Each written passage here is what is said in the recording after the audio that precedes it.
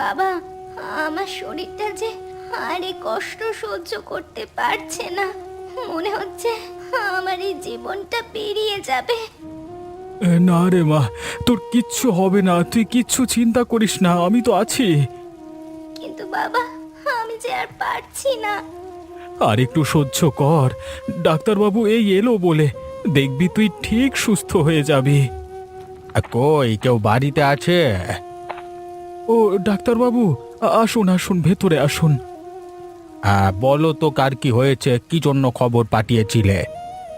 আমার মেয়েটার খুব শরীর খারাপ ডাক্তারবাবু, আপনি দয়া করে আমার মেয়েটাকে সুস্থ করে দিন, ও খুব কষ্ট পাচ্ছে। আগে দেখি তো তোমার মেয়ের কি হয়েছে, তারপর তো চিকিৎসা করব।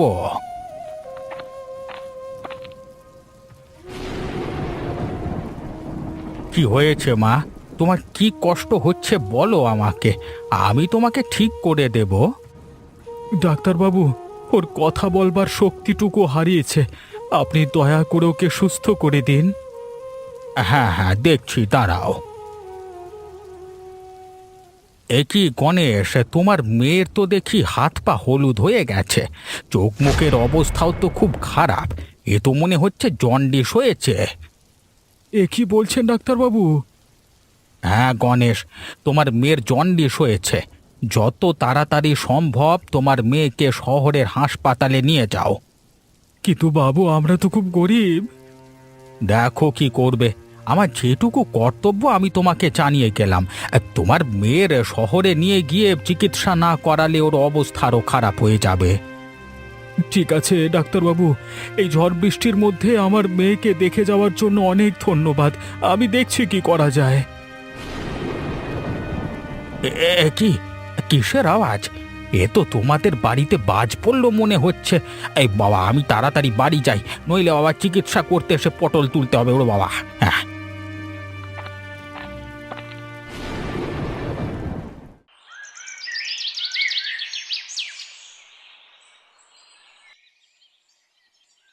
অভিরূপ বাবু, অভিরূপ বাবু বাড়িতে আছেন? একটু বাইরে আসুন, আপনার সাথে খুব দরকার আছে আমার।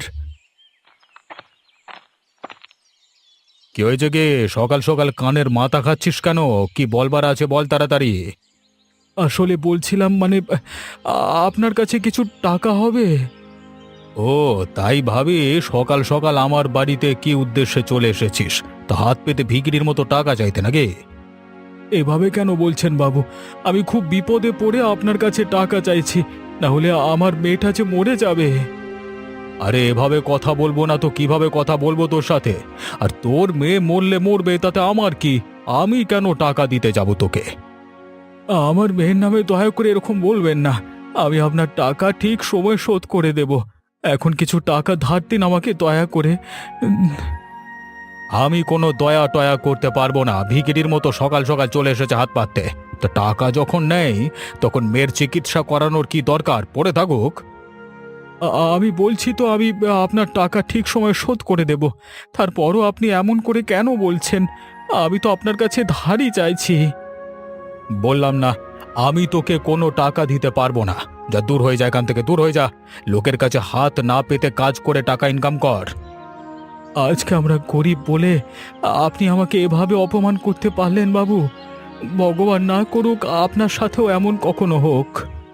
আরে যা যা, শকুনের অভিশাপে গরু মরে না। কর্ম করে টাকা ইনকাম করতে পারলে মেয়ের চিকিৎসা করাস। যা, আমার সামনে থেকে দূর হ।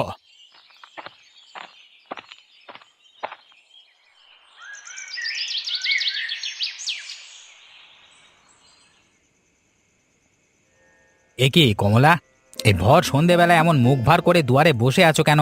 কি হয়েছে কি? ও কিছু না, তুমি তো সবে কাজ থেকে ফিরলে, তুমি হাত মুখ ধুয়ে নাও, বিশ্রাম নাও। আরে ও আসছে না তো তাতে তোমার কি হয়েছে? হয়তো ওর বাবার সাথে কোনো কাজে ব্যস্ত আছে, তুমি নিজের সংসারে মন দাও, সারাদিন শুধু অন্যের কথা ভাবা। আচ্ছা বলছি, আমার একটা কথা রাখবে? আবার কি কথা, বলো তাড়াতাড়ি। তুমি কালকে কাজে যাওয়ার সময় পূজার একটু খোঁজ নেবে, ও আসছে না কেন, কি হয়েছে ওর? তোমার মাথা টাথা খারাপ হয়ে গেছে নাকি? আমি এখন কাজবাজ ছেড়ে কে কেন আসছে না আমার বাড়িতে তার খোঁজ নিয়ে বেড়াবো? হ্যাঁ, আমি তো বলিনি যে কাজ বাজ বন্ধ করে খোঁজ নিতে। আমি বলেছি কাল কাজে যাওয়ার পথে রাস্তায় পূজার খোঁজ নিতে কারোর কাছ থেকে। আমি পারবো না কারোর খোঁজ টোজ নিতে। এসব ন্যাকামো বন্ধ করো তো, আমার এসব একদম সহ্য হয় না।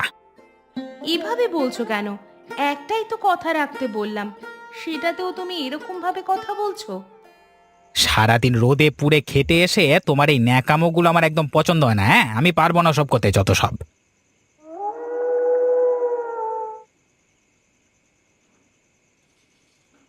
ডাক্তারবাবু, ডাক্তারবাবু, আমার যে সব শেষ হয়ে গেল ডাক্তারবাবু। কেন গণেশ, কি হয়েছে কি? আমি তো আগের দিনই তোমার মেয়েকে দেখে আসলাম, সে কি আরো অসুস্থ হয়ে পড়েছে নাকি? হ্যাঁ ডাক্তারবাবু, পূজার অবস্থা আরো খারাপ হয়ে গেছে। কি করব কিচ্ছু বুঝতে পারছি না। কেন, আমি তো আগের দিনই তোমার মেয়েকে দেখে বলে আসলাম ওকে যত তাড়াতাড়ি সম্ভব শহরের হাসপাতালে নিয়ে যেতে হবে। হ্যাঁ ডাক্তারবাবু, সে তো আপনি বলে এসেছেন, কিন্তু আমরা যে বড় গরিব, আমি এত টাকা কোথায় পাবো যে শহরের হাসপাতালে নিয়ে যাব? তাহলে এক কাজ করতে পারো। আমার জানা একজন বুড়ি আছে যে ঘরোয়া জড়িবুটি দিয়ে চিকিৎসা করে মানুষের। তাই নাকি? আপনি ঠিক বলছেন ডাক্তারবাবু, তাহলে তার সন্ধান আমাকে এখনই দিন। হ্যাঁ, তুমি এক কাজ করো, তুমি এখনই তার কাছে যাও। শুনেছি তার জড়িবুটিতে অনেক মানুষ সুস্থ হয়ে গেছে। তাহলে আমি এখনই যাব তার কাছে। আপনি তার সন্ধান আমাকে দিন। হ্যাঁ।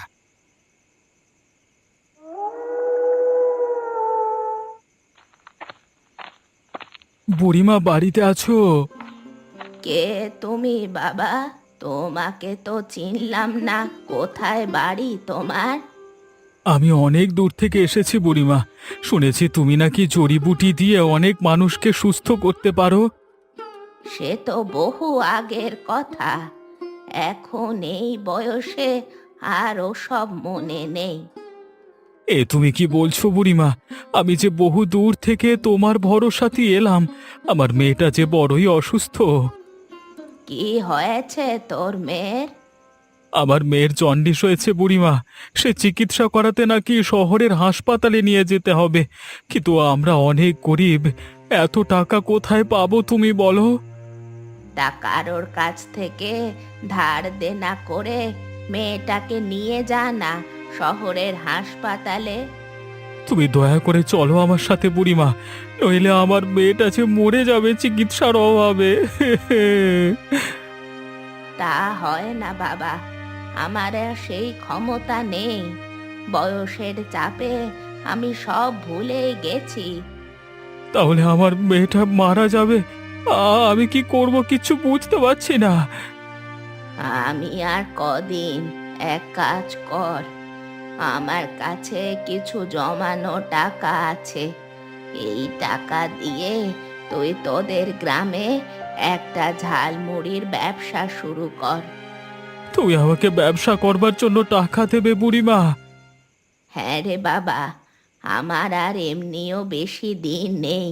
এ টাকার হবেই বা কি? তার থেকে ভালো তুই এই টাকা নিয়ে যা, এটা দিয়ে ব্যবসা শুরু কর, আর তারপর তোর মেয়ের চিকিৎসা করিস। অনেক ধন্যবাদ বুড়িমা, আমি সারা জীবন তোমার কাছে কৃতজ্ঞ থাকবো।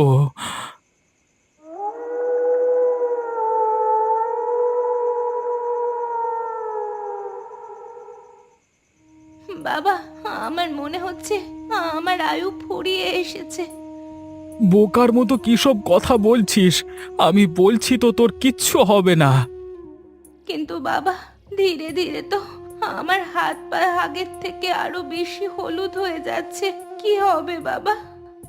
কিচ্ছু হবে না, তুই এত চিন্তা করিস কেন? তোর বাবা তো এখনো বেঁচে আছে নাকি? আমার জন্য তোমাকে অনেক অপমান সহ্য করতে হচ্ছে লোকের কাছে। আমার খুব কষ্ট হচ্ছে বাবা। তুই এত চিন্তা করিস না মা, আমি যেভাবেই হোক তোর চিকিৎসা করাবই। তুই ঠিক সুস্থ হয়ে যাবি, আমার উপর একটু ভরসা রাখ। কিন্তু বাবা, এতগুলো টাকা তুমি কোথায় পাবে? আমি যে করি হোক জোগাড় করব। তুই ছাড়া আমার কে আছে বল? তোর কিছু হয়ে গেলে আমি কি নিয়ে থাকবো? কিন্তু কিন্তু বাবা, কোনো কিন্তু না, তুই বিশ্রাম নে। আমি বলছি তো, যেভাবেই হোক আমি তোকে বাঁচাবই। তোর কিচ্ছু হবে না, দরকার পড়লে আমার প্রাণ দিয়ে তোকে বাঁচাবো রে।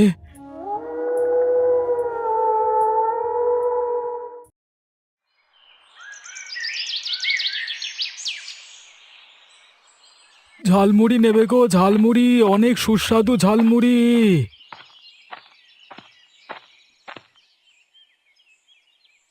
এ কি রে গণেশ, তুই এখানে আবার ঝালমুড়ির দোকান দিয়েছিস দেখছি। হ্যাঁ দাদা, আমি আজ এই 3 গ্রামের মাঝখানে ঝালমুড়ির দোকান দিয়েছি। তা ভালোই তো লোক হচ্ছে দেখছি, তা এত টাকা নিয়ে কি করবি তুই? হ্যাঁ, ভালোই লোক হচ্ছে। কোনো কাজই তো বাদ রাখলি না। দেখছি এখন আবার ঝালমুড়ির ব্যবসা শুরু করেছিস। আমাদের মতো গরিবদের কি আর কোনো স্থায়ী কাজ আছে গো দাদা? এই যখন যেটা পাই সেটাই করি। সংসার চালাতে হবে, তাই শুধু বসে থাকলে হবে না। হ্যাঁ, কর কর, কত টাকা মারছিস লোকের কাছ থেকে? হ্যাঁ, টাকা কেন মারতে যাব দাদা?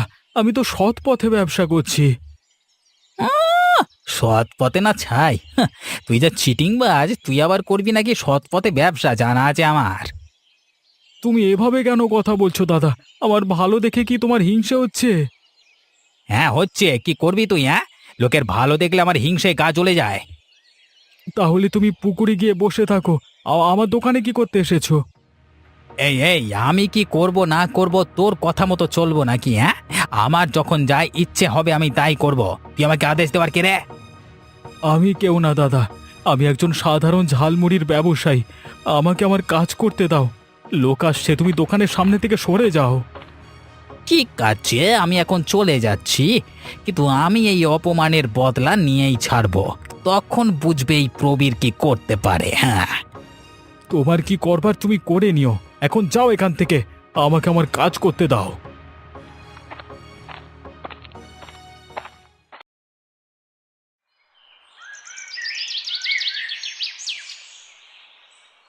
পূজা, এই পূজা, বাড়িতে আছিস? কে? কে ডাকে? ও কমলা এসেছো? এসো এসো, ভেতরে এসো। পূজা বাড়িতে নেই গণেশ দাদা। ও বেশ কিছুদিন হলো আমাদের বাড়িতে যাচ্ছে না, ওর কোনো খোঁজও নেই। তাই আমি আজ খুঁজতে খুঁজতে চলে এলাম তোমাদের বাড়িতে। আসলে পূজার শরীরটা খুব খারাপ তো, এই জন্য তোমাদের বাড়িতে যেতে পারিনি। কি হয়েছে ওর? পূজার জন্ডিস হয়েছে তো। সে কি গো, এই রোগের চিকিৎসা করাতে তো অনেক খরচ হয় শুনেছি। হ্যাঁ, ওই জন্যই তো নতুন ঝালমুড়ির ব্যবসাটা শুরু করেছি। ওই টাকা দিয়ে আমি পূজাকে শহরের হাসপাতালে নিয়ে গিয়ে চিকিৎসা করাবো। ও ঠিক হয়ে যাবে। তা বেশ করেছো। কিন্তু আমি দোকানে বেরিয়ে গেলে সারাদিন অসুস্থ মেয়েটা একা বাড়িতে পড়ে থাকে, আমার খুব চিন্তা হয়। কিন্তু কাজে না গেলে উপায় নেই, কি যে করব বুঝতে পারছি না। কিন্তু কোনো চিন্তা করো না দাদা, পূজা তো আমার নিজের বোনের মতো। ওকে আমি আমার বাড়িতে নিয়ে গিয়ে রাখবো। তুমি সত্যি বলছো কমলা? তুমি ওকে তোমার কাছে নিয়ে গিয়ে রাখবে? আমি সারাদিন ওর চিন্তাতেই থাকতাম। ওকে নিয়ে অনেক উপকার করলে, তোমাকে অনেক ধন্যবাদ গো।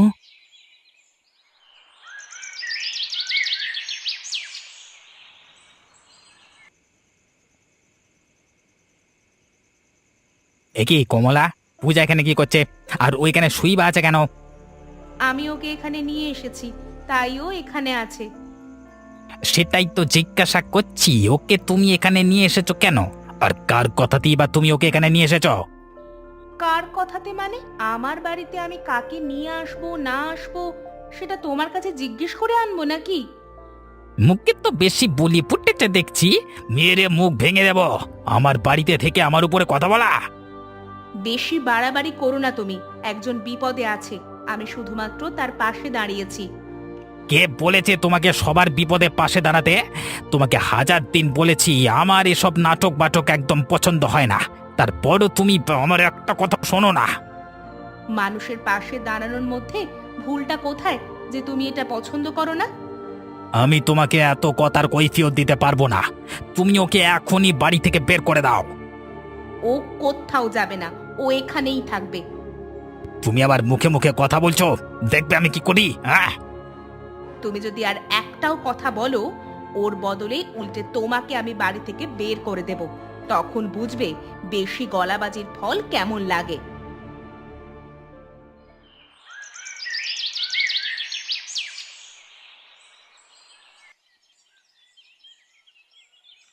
বাবু, বাবু বাড়িতে আছেন?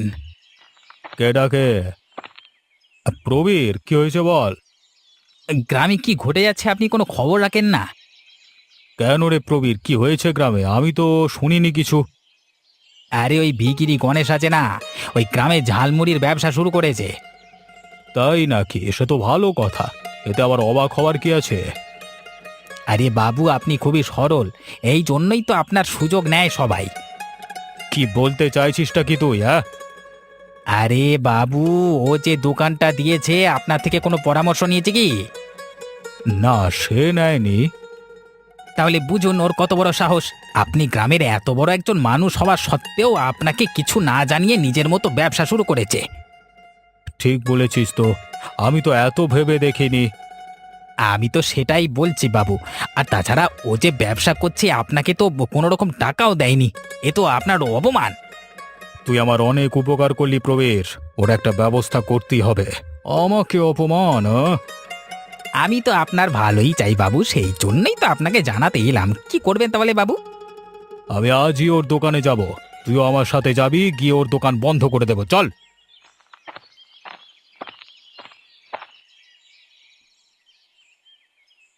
এই গণেশের বাচ্চা, তুই কাকে বলে দোকান খুলেছিস? তোর সাহস কি করে হয় রে? কেন বাবু, আপনি তো বলেছিলেন সেদিন কর্ম করে ইনকাম করতে, আমি তো সেটাই করছি। বাবু দেখুন, আপনার মুখে মুখে কথা বলছে, কত বড় সাহস হয়েছে ভিকিরিটার। হ্যাঁ, তাই তো দেখছি রে, ভিখিরিটার বড় সাহস হয়েছে, ওর একটা ব্যবস্থা করতেই হবে। বাবু, আপনি ওর কথা শুনবেন না, ও আপনার কান ভাঙাচ্ছে। আমি কি করব না করব সেটা কি তোর থেকে জেনে করব, ছোট লোকের বাচ্চা?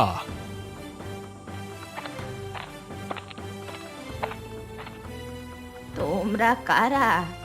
আর তোমরা ওর দোকানের সামনে ঝামেলাই বা করছো কেন? এই বুড়ি আবার কোত্থেকে উড়ে আসলো রে? হ্যাঁ, কিরে গণেশ, তোর চামচা নাকি? হ্যাঁ, আমাকে আবার জিজ্ঞেস করছে আমি কে। না বাবু, উনি তো। আরে যাও যাও বুড়ি, নিজের কাজ করো গে, আমরা কি করছি তোমাকে শুনতে হবে না, যাও তো। কার সাথে কিভাবে কথা বলতে হয় এখনো শিখিসনি, আবার বড় বড় কথা বলছিস। দেখবি দেখবি আমি কি করতে পারি। এই দেখ দেখ তবে। ছি ছি ছি ছি, আপনারা গ্রামের এত বড় মানুষ হওয়া সত্ত্বেও বয়স্ক মানুষদের সাথে কিভাবে কথা বলতে হয় সেইটুকুই শিক্ষা নেই আপনাদের ভেতর। হ্যাঁ, মানে এরা কোত্থেকে চলে আসলো রে বাবা? হ্যাঁ, এ অবস্থা খুব একটা ভালো না রে। এই চল চল, পালাই পালাই, পরে এসে এদের ব্যবস্থা করব। চল। ঠিক আছে বাবু, তাই চলুন।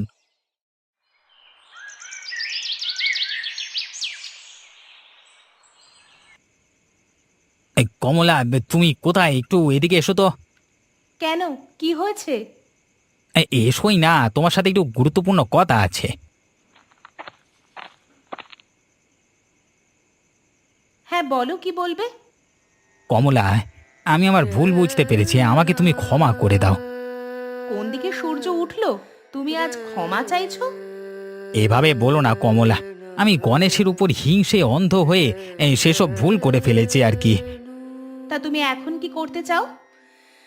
যে করেই হোক পূজাকে আমাদের সুস্থ করে তুলতেই হবে, সেই চেষ্টাই করব ভাবছি। তুমি সত্যি বলছো? তুমি পূজাকে সুস্থ করার জন্য গণেশ দাদার পাশে থাকবে? হ্যাঁ কমলা, আমি সত্যি বলছি। আজ আমি খুব খুশি, তোমার এই পরিবর্তন দেখে আমার খুব ভালো লাগছে গো। তুমি খুশি থাকলে আমিও খুশি থাকি। আমি আর কখনো কারোর পেছনে লাগবো না, কথা দিলাম। সব সময় সবার ভালোই চাইবো।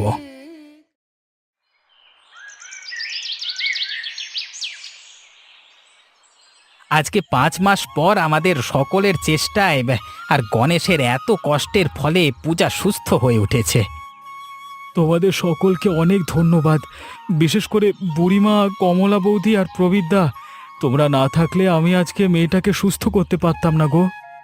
তোমার এই পরিবর্তন দেখে আমার খুব ভালো লাগছে প্রবীর। তুমি যে নিজের ভুল বুঝতে পেরে গণেশের পাশে দাঁড়িয়েছো, পূজাকে সুস্থ করতে সাহায্য করেছো, এটা দেখে আমার সত্যি খুব ভালো লাগছে। আমাকে আর লজ্জা দেবেন না ডাক্তারবাবু, আমি আগে নিজের অহংকারে আর অভিরূপ বাবুর কথায় এমন করেছিলাম। তুমি যে তোমার ভুল বুঝতে পেরে নিজেকে পরিবর্তন করেছো, এটাই অনেক। তোমাকে ক্ষমা চাইতে হবে না।